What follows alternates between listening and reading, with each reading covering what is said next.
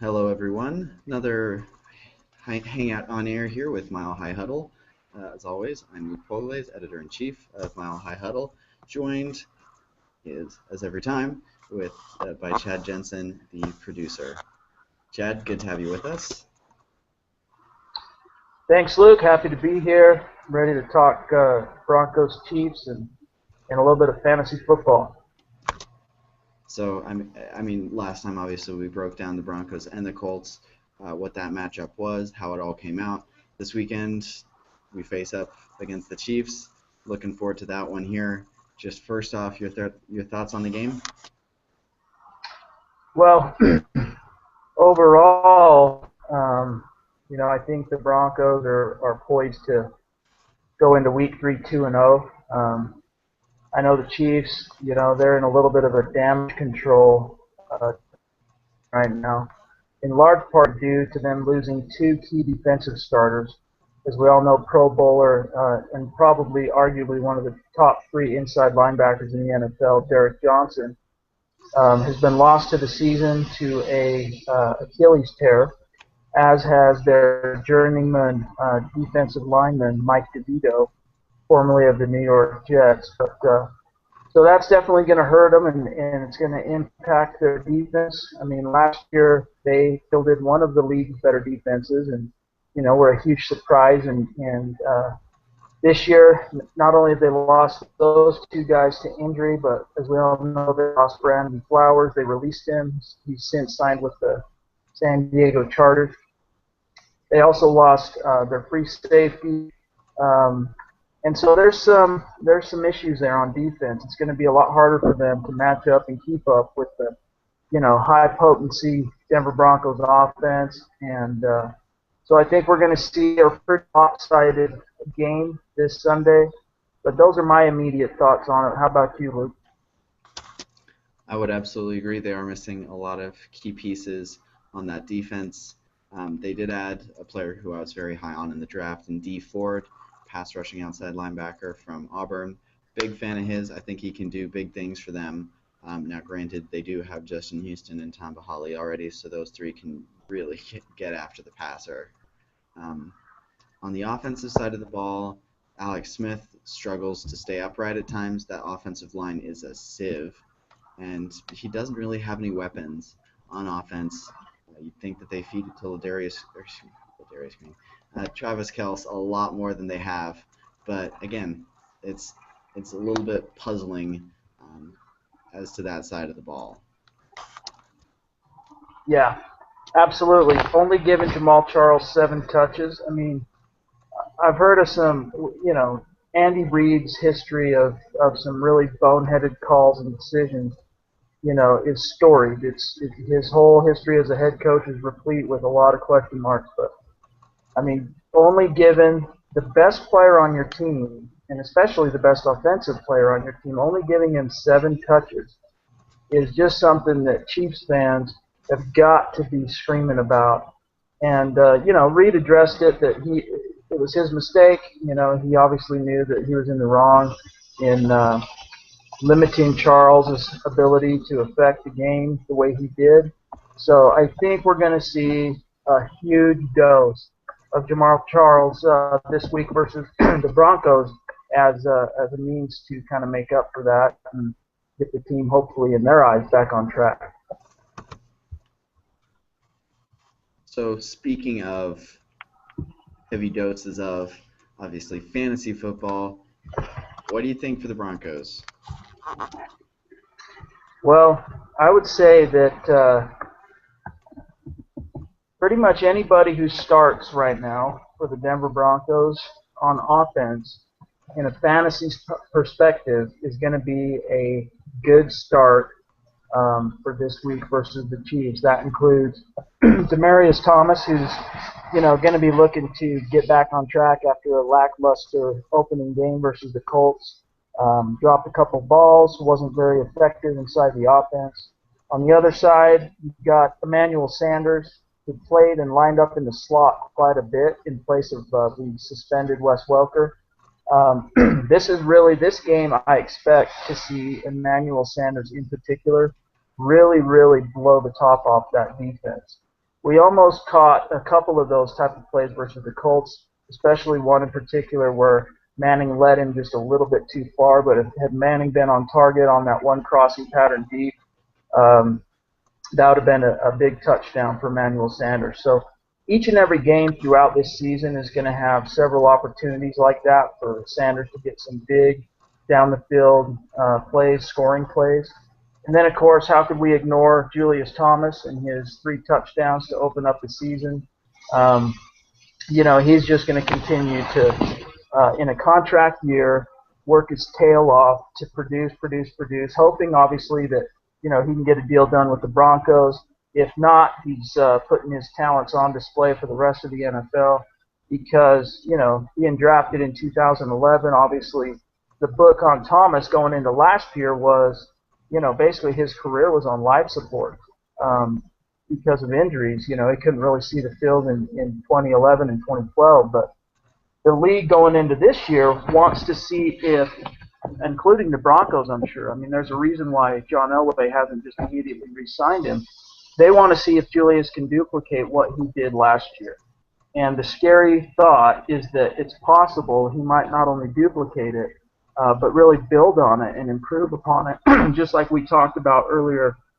Actually, toward the end of last week on Mile High Huddle, we talked about Julius Thomas being able to outdo and outperform this year what he did last year. And then Monte Ball, you know what? He carried the rock 23 times last week, which was surprising to me. I know the Broncos were obviously protecting a lead in the second half. They were running the ball a lot, trying to kill the clock. But I was surprised how many actual carries he received in the opening game, only because, the Broncos' forte is not necessarily rushing the ball. So I think we're going to see another heavy dose of Monte Ball against the Chiefs to soften them up, soften up that defense, force them to be honest, and then just watch for Peyton Manning to kill them in the play action.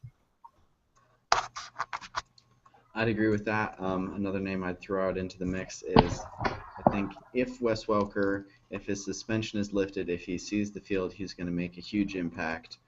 Last year the Chiefs had put Brandon Flowers on him, and Flowers just manned up, got physical on him all night. I mean, we've all seen the famous, Flowers taking a shove at Welker behind the play.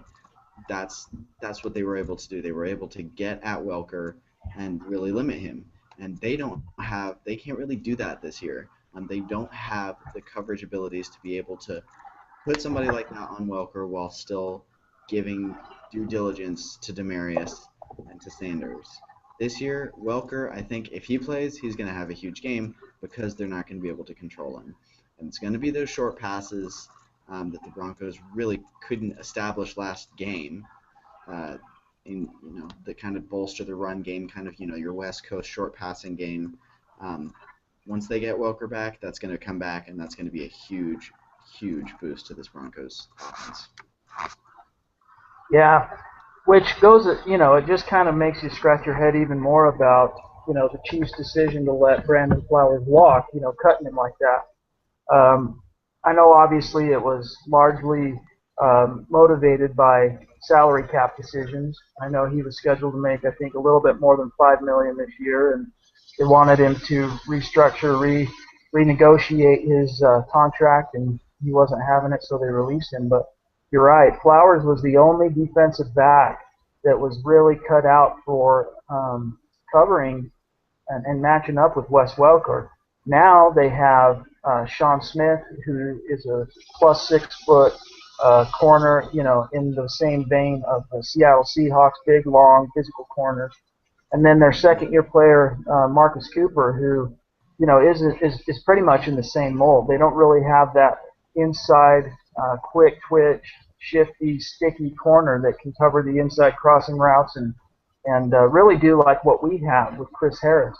Brandon Flowers is that caliber of player, but unfortunately, he's not in a Chiefs uniform for them this year. So, Yeah, Cooper and Smith, those are the kind of guys you'd expect to see go up against Demaryius Thomas, against Andre Caldwell, against even say Julius Thomas if the Chiefs really want to get tricky.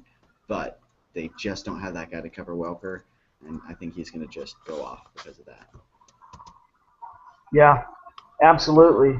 And, you know, even talking about the Broncos defense in a fantasy um, perspective, you know, last week, looking at the Chiefs' numbers, they were only able to pass for 178 yards. And obviously, in overlooking Jamal Charles, they only rushed for 67 yards.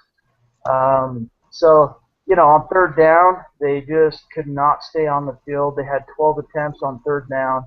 They were only able to convert one of those, which is just putrid third down conversion numbers.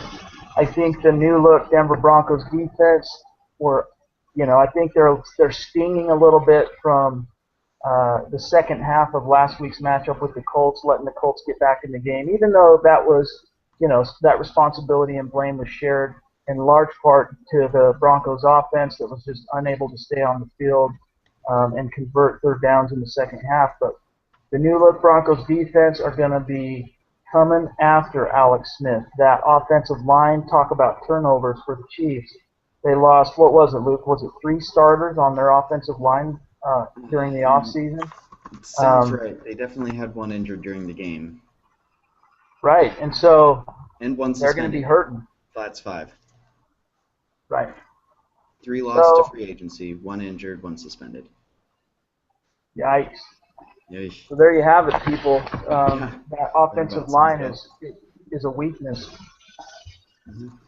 Not only that, but they are getting Dwayne back from suspension. That's going to be a big boost to their offense because otherwise their wide receiver depth chart is Dwayne Donnie Avery, Junior Hemingway, none of whom really strike fear into a defensive coordinator's heart. Bo is talented, but you also have Aqib Talib, Bradley Roby, and Chris Harris. So I think the Broncos should be able to cover those. I will admit to being a little concerned about Kels if the Chiefs finally wake up and actually use him. But I do think you're going to see a lot of T.J. Ward on him, who's T.J. Ward is very undersold as a cover guy. Yep, absolutely. Talking about the Chiefs' skill position players, especially at receiver, reminds me of they must still be stinging and bitter about John Elway swooping in and signing Emmanuel Sanders out from under them. They were this close to signing Sanders when the Broncos moved in and inked the deal that brought Emmanuel to the Mile High City. So they really needed a player like that who could stretch the field. Every one of the guys they have currently, as you mentioned, Avery, Hemingway, and Dwayne Bowe, are you know, basically outside receivers, possession type receivers. I mean, they can still make plays and get things done. But as you mentioned, none of those guys are going to strike fear into the hearts of an NFL defense. Donnie Avery does have the speed to get over top of the defense, but he just doesn't have the hands to catch it when he's there. Yep. We saw that last year, much to the chagrin of Chiefs Kingdom. Mm-hmm. Very true. But, you know, I look for the Broncos to really feast on the Chiefs this week. Last week, the Chiefs, Alex Smith, uncharacteristically threw 3 interceptions. He was sacked 4 times. And I expect those numbers, at least on the sack department, I expect the Broncos to get somewhere between 4 to 8 sacks. I know that sounds like a lot, but I really think they're going to be able to get after Alex Smith. The defensive of the Broncos is just too deep and too versatile and too talented. And with basically the Chiefs' offense being a you know, case in point of the walking wounded, the Broncos are going to basically be able to exact their will on that offensive line. 4 to 8 sacks does sound like a lot. I don't know if I'd say quite as high as 8, but to be fair, they did sack Andrew Luck 4 times. Yeah, that's pushing it. I mean, you know, 8 sacks is going to be on the high end, obviously. Realistically speaking, you know, I wouldn't be surprised if the Broncos get 5 or 6 sacks. I really don't. And I think Von Miller, this might be the game that we see him really get his swagger back and make up for what he was unable to do last year versus Eric Fisher, and that is sack Alex Smith. Mm-hmm. Absolutely. It's going to be a good game. I'll put it that way. If you're a Broncos fan, it's going to be a good game. Absolutely. And One player to keep an eye on from a sleeper perspective is C.J. Anderson. He is the quintessential underused guy in the Broncos offense. And even though this is only his second year as an undrafted rookie free agent out of Cal, every time he touches the ball, he just seems to he just seems to get about 5 yards on average every time he touches the ball. And depending on how Monte Ball does early on, I wouldn't be surprised to see a healthy dose of C.J. Anderson in this game, and possibly even vulture a goal line touchdown from the starter, Monte Ball. Yeah, I seem to recall C.J. Anderson's career average is, I think it's north of 5 yards. It is. It's pretty impressive. It is, and it's a small sample size, granted, but there's a reason why the Broncos have kept him on the roster now 2 years in a row. With the recent news that Ronnie Hillman had been demoted and C.J. Anderson moving up in his place to be the Broncos' number 2 running back, you're going to see some opportunities on the goal line and other situations for him to, help fantasy owners out. He's more of a desperation flex option for fantasy owners out there. If you have other options on your roster, obviously you're going to want to look at them before you take a look at C.J. Anderson. But if you are desperate and you're looking for a sleeper for week 2, you might want to take a hard look at C.J. Anderson this week. I agree. I firmly agree. But anyway, we thank you for joining us again tonight at the Mile High Huddle for our hangout here with Luke and I. As always, you can find myself, Chad Jensen, on Twitter at CJ_Broncos, and my partner in crime here, Luke Polglaze. Find him on Twitter at MHS Radio. And look forward to seeing more of these hangouts as we progress through the season. As we've mentioned early with the other videos, we're going to have a concerted effort to bring you some excellent, well-produced video content from the one and only Brandon Perna. So look for that here coming up pretty soon. But in the meantime, Luke, any last words? No, I think it should be a good game. I am really looking forward to seeing what the Broncos do. Particularly, I will say real quick, they used Emmanuel Sanders in very interesting ways. They motioned him into the backfield as a running back, used him on a jet sweep. I'm actually really excited to see what they do with Emmanuel Sanders just from a game plan perspective. Absolutely, and as we mentioned, this Chiefs defense is not particularly suited to match up with the strong, strong suits of the Broncos skill position players. So look for guys like Sanders and Demaryius Thomas to have big games this Sunday versus the Chiefs. Absolutely. Well, as always, thank you for joining us, and hope to see you around the site and back here again next time.